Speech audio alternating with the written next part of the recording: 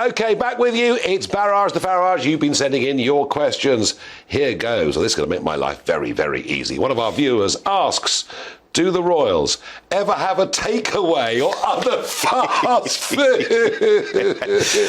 It's sort of Mackie D's turn up at Highgrove. I don't think so. No. Well, I will tell you one thing. I remember Prince Harry, when I started, he was very concerned about me having any food in the house, and he did actually say, would I like to have a takeaway? So that's the closest I've come to having a takeaway with a Royal. That's when Harry was a lad. Yes, a few years ago now. He's not anymore, is he? No, I meant lad, not in the sense of being young, but Jack the lad. He looks a bit controlled to me, but that's another debate for another time. David asks, what is these questions? What is the royal way to eat a scone? Jam on first or cream on? But no, you're going to upset Devon or Cornwall. No, I'm not. I'll tell you why. Because the Queen at the palace, you would be offered both. So at a garden party, you'd have the jam on top, or sometimes you'd have the cream on top. Yeah. So they did a mixture of both. They struck the compromise. It was very diplomatic. Well, we couldn't have almost an insurgency, civil war going on across the River Tamar between Devon and Cornwall.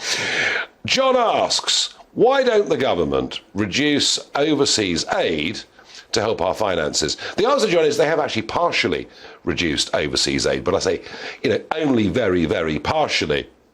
Look, I'm going to be doing a story tomorrow with you, an exclusive story tomorrow with you, about the sheer amount of money the Exchequer is losing every year through the criminal trade in counterfeiting.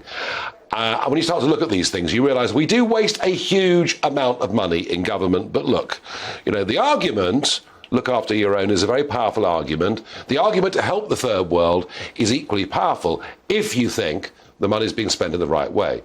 But when foreign aid becomes poor people in rich countries giving money to rich people in poor countries, then you do have something of a problem. I've got time just about for one more.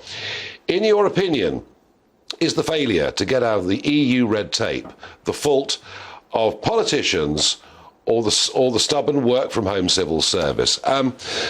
Both, to be honest with you. I don't think the Conservative Party ever really wanted Brexit. I think even for Boris Johnson and Michael Gove, it was a short-term political fix. It suited them beautifully. They didn't have the commitment to carry it through. And now we see the real nature of the Conservative Party because we've got people like Jeremy Hunt as Chancellor. Yes, of course, the civil servants would obstruct any change, but it is disappointing 6 years on not to have taken more benefit. That's it. Over and out for me from today. In a moment,